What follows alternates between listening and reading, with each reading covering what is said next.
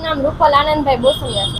અમારી માંગ અત્યારે એટલી જ છે કે આ જે ત્રણેય આરોપી છે એને કડકમાં કડક સજા મળે અને બીજી કોઈ દીકરી સાથે આવું ન થાય એવી એને સજા મળે, ફાંસીની સજા મળે એને।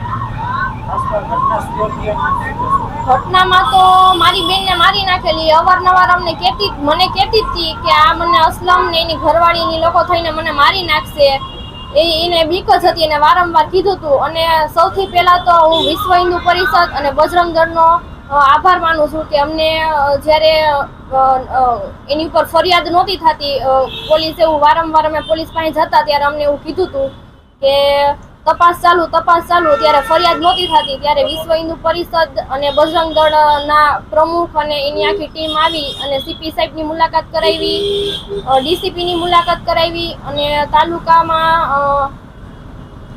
અહીંયા ફરિયાદ અમારી લેવડાવી અને ત્યાર પછી આરોપીની ધરપકડ થઈ અને એને જેલ હવાલે થયા। અમે વિશ્વ હિન્દુ પરિષદ અને બજરંગ દળનો આભાર માની છીએ અને કોઈ બી દીકરી, હિન્દુની દીકરીને કોઈ બી આવા વિધર્મીઓ હોય કે કોઈ બી હિન્દુની દીકરી કે પરિવારને કોઈ હેરાન કરતું હોય તો વિશ્વ હિન્દુ પરિષદ અને બજરંગ દળનો કોન્ટેક્ટ કરે, તમને જરૂર ને જરૂર ન્યાય મળશે। આ અમારો પોતાનો અનુભવ છે।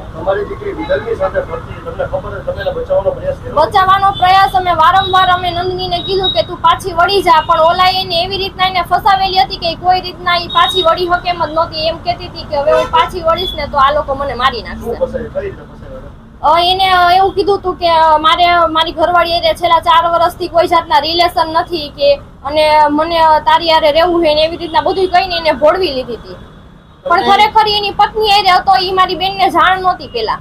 તમને વારંવાર કીધું તમારા બેન એવું કહેતા કે મને મારી નાખશે, ત્યારે તમે કોઈ એક્શન લીધા? અમે પોલીસનો સંપર્ક નહીં, પણ એની ઘરવાળી અને એની સાસુ, અસલમની ઘરવાળી અને એની સાસુ વારંવાર મને જ ફોનમાં ધમકી દેતી હતી કે તારી બેનને કહી દેજે અમે તને જીવવા તો નહીં દઈએ, તારી વાંહે અમે 10 માણા રાખેલા હે ને।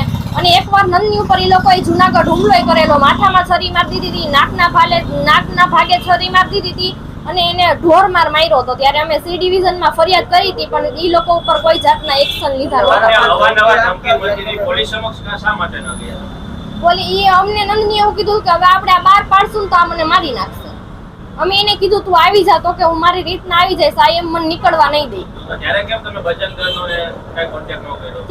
ખબર નહોતી, આનું કોઈ જાતનું નોલેજ નહોતું ત્યારે મને, અને હું આ બનાવ બની ગયો અને પાણી ઢોળના દિવસે એ વિધર્મીએ એના વિસ્તારમાં પેંડા વેચ્યા ને ત્યાર પછી અમને આ બજરંગ દળનું રીલ્સ જોતી હતી, એમાં હેલ્પલાઇન નંબર 909 909 5525 નંબર આવ્યો, એમાં મેં ફોન કર્યો, કાર્યાલયે ફોન કર્યો, એની હારે વાત થઈ, પછી ડાયરેક્ટ અમને એવું કીધું કે આ હિન્દુની દીકરી ગઈ છે, વિશ્વ હિન્દુ પરિષદની દીકરી છે, એને જરૂર ન્યાય મળશે। અમે કીધું કે અમારે કાર્યાલયે આવવું છે, પછી અહીંયા અમને બોલાવ્યા। ત્યાર પછી